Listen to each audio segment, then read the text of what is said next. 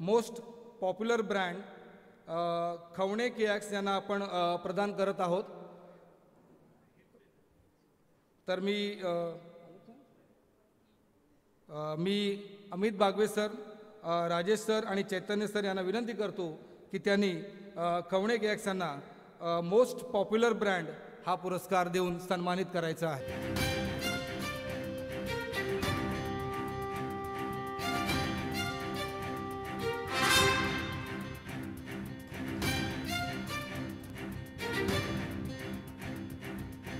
सिंधुदुर्ग जिल्ह्यातील वेंगुर्ले तालुक्यातील खवणे गावातील BSc ITच्या शेवटच्या वर्षाला शिकणारा 20 वर्षाचा तरुण रोहन परब व त्याच्या भावांनी पर्यटनाचा व्यवसाय करायचे ठरवलं आणि खवणे केॲक्स नावाने त्यांनी महाराष्ट्रात कायाकिंगचे नवे पर्व सुरू केलेलं आहे। महाराष्ट्रात पहिल्यांदा कायाकिंग सुरू करण्याचं श्रेय देखील त्यांना जातं, त्यासाठी एकदा जोरदार टाळ्यांनी त्यांचं आपण अभिनंदन करूया। कडे 24 कॅक्स आहेत, एवढा चांगला प्रतिसाद त्यांना मिळालेला आहे। खवणे गावच्या निसर्गरम्य मँग्रोव्ह जंगलामध्ये कायाकिंग केले जाते। तिथे 1 ते 2 किलोमीटरचा सुंदर प्रवास असतो। त्यांनी काही गुप्त ठिकाणं पर्यटकांना खुली केलेली आहेत। मँग्रोव्ह गुहा, मँग्रोव्ह जंगल आणि पावसाळ्यात सृष्टीने दिलेला अनोखा धबधबा हा अत्यंत महत्त्वाचा त्यांचा टुरिस्ट स्पॉट आहे।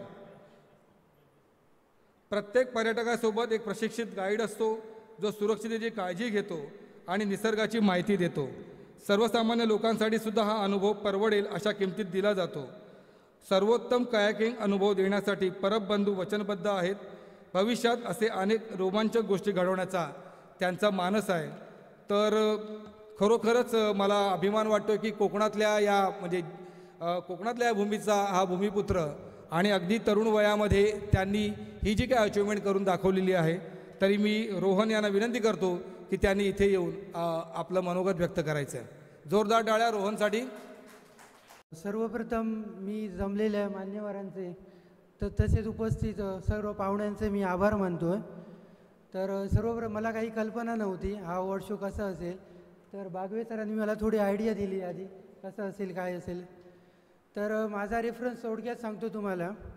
तर माझं नाव रोहन आहे आणि मी कोकणातील एक छोट्याशा गावातून खवणे येथे लिव्हिंगमध्ये आहे। आणि सुरुवातीला हा बिझनेस स्टार्ट करण्यासाठी माझ्या घरच्यांनी मला चांगला थोडा सपोर्ट केला होता।